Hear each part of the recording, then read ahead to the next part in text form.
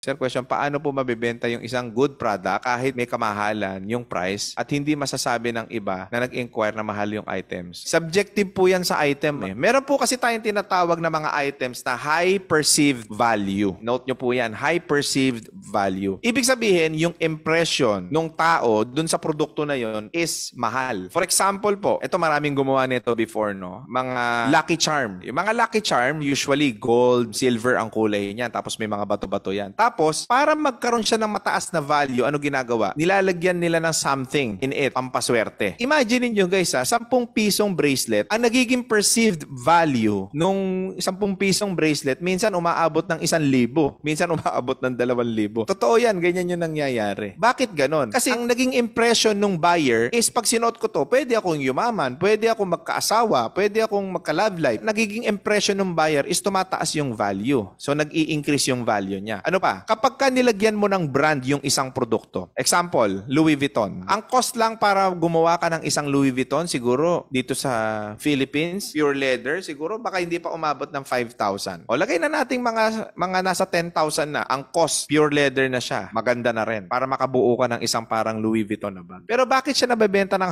100,000, 200,000? Even Hermes, bakit siya nabebenta ng milyon? It's not because of the quality of the bag. It's not because of the quality of the leather din, but because of the brand. Yun yung branding na tinatawag. So, kung naghahanap tayo ng produkto, kailangan may high perceived value. Ito, dati maraming gumawa nito, mga sunglasses. Ang sunglasses, pag nag-import ka from China, papunta dito sa Pilipinas, siguro ang MOQ, minimum order quantity, nasa 2,000 units pag nagpa-import ka dito sa China. Ang puhunan lang po minsan yan is nasa 100 o less than. Minsan, 60 pesos lang pagka umorder ka ng bulk sa China. Pag nilagyan na ng tatak, tapos nilagyan mo ng magandang video, nabibenta ng 900, ng 800, ng 1,000. Nagkakaroon siya ng mas mataas na value because of the branding.